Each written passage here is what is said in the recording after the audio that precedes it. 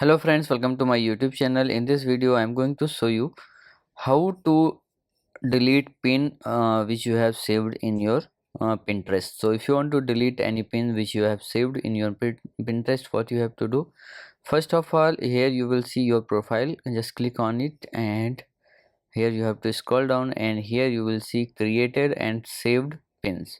Okay, so as I want to delete any pins, so what you have to do, just click any one of them. So I want to delete this pin. Okay, so here you have to click it on that to open that all saved pin, and here you will see many options. So as I want to delete this one, okay, so what I have to do, just click on this pen button. Okay, when you drag your cursor onto the pin, you will see a pen button. Click on it, and when you click on it, here you will see delete option.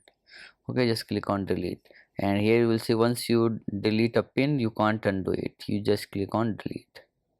So like this you can delete any pin in Pinterest. So if you like this video, please like my video, also subscribe my channel for more videos like this. Thanks for